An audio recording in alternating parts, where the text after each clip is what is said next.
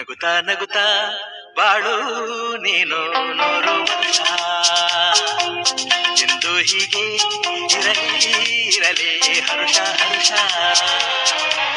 ಬಾಳಿನ ದೀಪ ನಿನ್ನ ನಗು ದೇವರ ರೂಪ ನೀನೆ ಮಗು ನಗುತ್ತಾ ನಗುತ್ತಾ ಬಾಳು ನೀನು 100 ವರ್ಷ ಎಂದು ಹೀಗೆ ಇರಲಿ ಇರಲಿ ಹರುಷ ಹರುಷ ಉಲ್ಲಾಸದ ಶುಭ ದಿನಕ್ಕೆ ಸಂತೋಷವೇ ಉಡುಗೊರೆಯೋ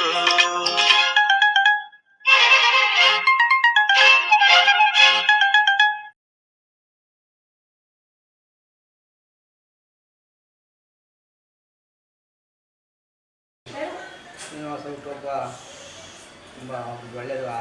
ಆರೋಗ್ಯ ಕೊಡಲಿ, ದೇವರು ಒಳ್ಳೇದು ಮಾಡಲಿ, ಇನ್ನೂ ಒಳ್ಳೆ ಕೆಲಸ ಮಾಡಲಿ ಅಂತೇಳಿ ಹಾರೈಸ್ತೀನಿ. ಈ ಭಾಗದಲ್ಲಿ ಮುಖಂಡರಾಗಿ ತಮ್ಮ ಜೊತೆಗೆ ಅಂದರೆ ಸಾರ್ವಜನಿಕ ಸೇವೆಯಲ್ಲಿ ಕೆಲಸ ಮಾಡ್ತಾ ಇದ್ದಾರೆ, ಒಂದು ಪಕ್ಷದಲ್ಲೇ ಒಂದು ಮುಖಂಡರಾಗಿ ಗುರುತಿಸ್ಕೊಂಡಿದ್ದಾರೆ. ಹೇಗೆ ಮುಂದಿನ ಅವರ ಭವಿಷ್ಯಕ್ಕೆ ತಮ್ಮ ಒಂದು ಸಹಕಾರ? ಜನಗಳು ತೀರ್ಮಾನ ಮಾಡ್ತಾರೆ, ಅದನ್ನು ಅವರು ಒಬ್ಬ ನಾಯಕತ್ವಕ್ಕೆ ಅವರ ಅಭಿಮಾನಿಗಳು, ಅವರ ಜನಗಳು ತೀರ್ಮಾನ ಮಾಡ್ತಾರೆ. ಅವರಿಂದ ಅವರು ಸ್ವಕ್ಷೇತ್ರದ ನನ್ನೆಲ್ಲ ಪದಾಧಿಕಾರಿಗಳು, ವಾರ್ಡ್ ಅಧ್ಯಕ್ಷರುಗಳು, ಯುವತ ಅಧ್ಯಕ್ಷರುಗಳು, ನನ್ನ ಸಹೋದರ K C Suresh, K C Ramesh, ನನ್ನ ಇನ್ನೂ ಅನೇಕ ಮುಖಂಡರೆಲ್ಲ ಬಂದು ಇವತ್ತು ನನ್ನ ಹುಟ್ಟುಹಬ್ಬವನ್ನು ಸರಳವಾಗಿ ಆಚರಣೆ ಮಾಡಿದ್ರು. ಅವರಿಗೆ ನಾನೆಲ್ಲರಿಗೂ ಅಭಿನಂದಿಸ್ತೀನಿ. ಈ ಸಂದರ್ಭದಲ್ಲಿ ಪಕ್ಷ JDS ಮತ್ತು BJP ಒಂದಾಗಿದೆ ರಾಜ್ಯದಲ್ಲಿ, ದೇಶದಲ್ಲಿ. ಸೊ ಇಲ್ಲಿ ಸ್ಥಳೀಯ ಮಟ್ಟದಲ್ಲಿ ಇನ್ನೂ ಆ ಒಂದು ಇದು ಕಾಣ್ತಲ್ಲ, ತಾವೇನು ಹೇಳ್ತೀರಿ ಮುಖಂಡರು? ಏನು ಅಂಥದ್ದೇನಿಲ್ಲ. ಇಲ್ಲಿ ಏನು JDS BJP ಹೊಂದಾಣಿಕೆ ಚೆನ್ನಾಗಿ ನಡೀತಾ ಇದೆ. BBMPನ ಚುನಾವಣೆಯಲ್ಲಿ ನಮಗೆ JDS ಪಕ್ಷಕ್ಕೆ ಈ ವಾರ್ಡಿಂದ ಟಿಕೆಟ್ ಕೊಟ್ಟರೆ ನಾನು ಸ್ಪರ್ಧೆ ಮಾಡ್ತೀನಿ ಅನ್ನೋದು ಆಕಾಂಕ್ಷೆಯಾಗಿದ್ದೀನಿ. ನೀವು ಈ ಭಾಗದಲ್ಲ, ಈ ಋಷಭಾವತಿ ನಗರ ವಾರ್ಡ್ಗೆ ತಾವು ಕೂಡ ಆಕಾಂಕ್ಷಿನೇ. ಶ್ರೀನಿವಾಸರವರಿಗೆ ಈ ಶುಭ ಸಂದರ್ಭದಲ್ಲಿ ಹುಟ್ಟುಹಬ್ಬದ ಶುಭಾಶಯ.